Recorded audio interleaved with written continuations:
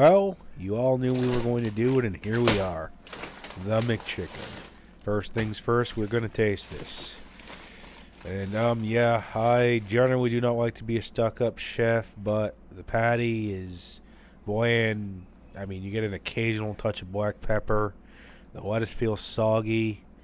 And that mayonnaise, there's definitely an overwhelming amount of it, but somehow only in certain areas. How about we go ahead and make this the way it was meant to be? Please like, comment, subscribe, and set notifications to all. If you would, I greatly appreciate every one of you. Okay, first up, we're combining 1 pound or 450 grams of chicken breast and 6 ounces or 170 grams of pork belly, both cut into bite-sized cubes. You will want to grind on your finest grinding plate or optionally use a food processor. We're sending this through a meat grinder until a smooth paste known as a farce forms. You may need to do this twice or even 3 times. This forms the foundation of our patty. Into the bowl of chicken farce, we are going to add flavors that make the McChicken patty actually taste like something. To 1 tablespoon of MSG, 1 teaspoon of sage, 1 teaspoon of garlic powder, 2 teaspoons of onion powder, 1 teaspoon of white pepper, 3 teaspoons of garlic salt, 1 teaspoon of black pepper, and a dash of cayenne pepper for a subtle heat. Throw on those gloves and give it a thorough mix to keep things clean. Optionally dip your gloved hands into ice water. Once our flavor-packed mixture is ready, we're crafting quarter-pound chicken burger patties. For that authentic McChicken feel, we're aiming for equal sides and a uniform shape. We're placing them on a sheet pan lined with butcher paper and a light coating of non-stick spray. Now into the freezer they go for around 45 minutes.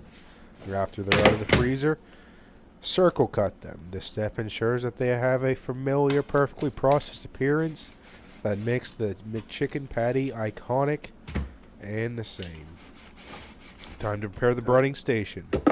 Take a cup of flour and season it with 2 teaspoons of white pepper and 2 teaspoons of salt. This flour blend will give our patties a tasty exterior. We're taking 1½ cups of panko breadcrumbs and pulsing them in a food processor until they're smoother than a guy who needs a place to stay. 1 hand crack 2 to 3 eggs into a bowl, add salt and pepper and whisk until mixed. Dip each patty into the seasoned flour, followed by a dip into the eggs.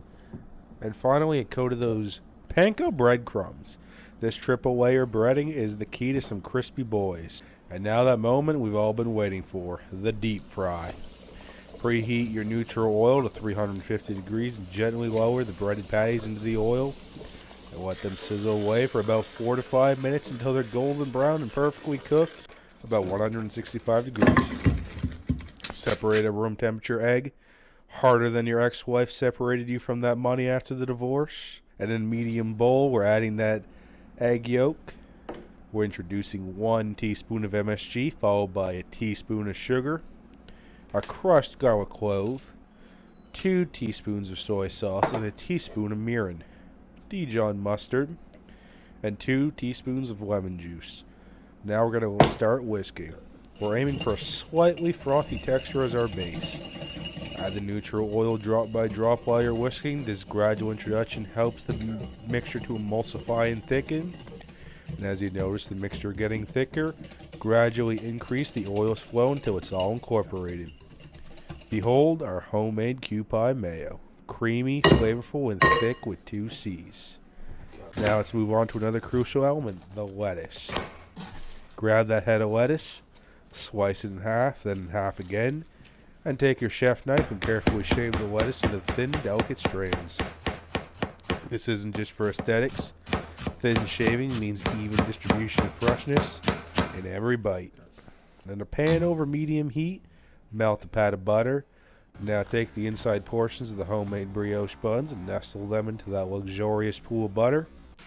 Cook until they turn a delicious golden color. And the moment of truth has arrived. It's assembly time. Start by generously spreading our homemade kewpie mayo on the bottom bun. Next, place our crispy, flavorful chicken patty on top of that mayo. This is where the magic starts. Layer on that beautifully shaved lettuce, ensuring it's evenly distributed for that fresh crunch in every bite. Unlike McDonald's, And of course, we can't resist adding more of that irresistible mayo.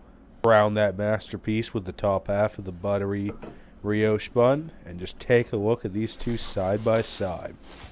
Visually, there is no comparison. On the right, our homemade version, and on the left, the McDonald's McChicken.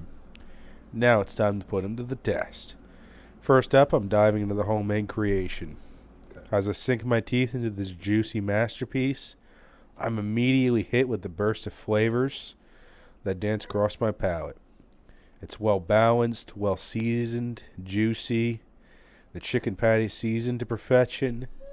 And that kewpie mayo is adding that perfect punch that ties everything together. I don't have hope for the other one, but let's move on to the McDonald's McChicken. It's a simple taste for sure, and not really that good.